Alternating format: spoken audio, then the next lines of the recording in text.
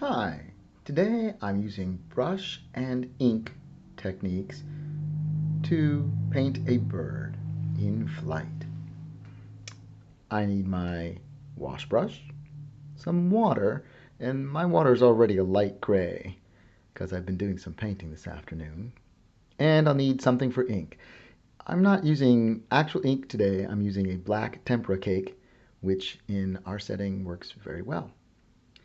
I want to start by getting a fairly dark tone, and I'm going to do the top of the head of the bird with a little round, sort of curved shape. I then want to add a wing. I can do the front wing first. I'm going to press down and come up. And I want to get a little more water on this. I'm going to get a little bit of ink or paint on there. I'm holding the brush almost upside down. And I'm going to get an angle over the head, and then here's that back wing. I want to add some body and tail colors, so I'm going to press down and go and down and go out. There's a bit of a body.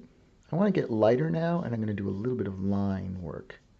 These will be marks that look more like lines.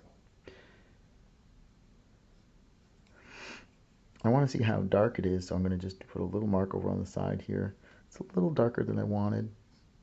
I find it's easier to go from light to dark than to try to get my painting to be lighter than it was. I'm going to hold my brush down closer to the brush itself, and I want to get a little just under that beak, around the chin, and then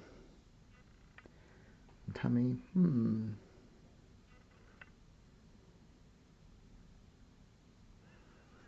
Now I'm going to go back and get a little more color on there. I'm going to add just a little bit of an eye.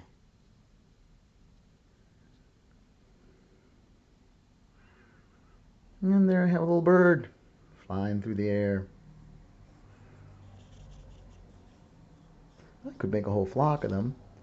I think I like the first one I did better, but maybe later I'll feel the other way.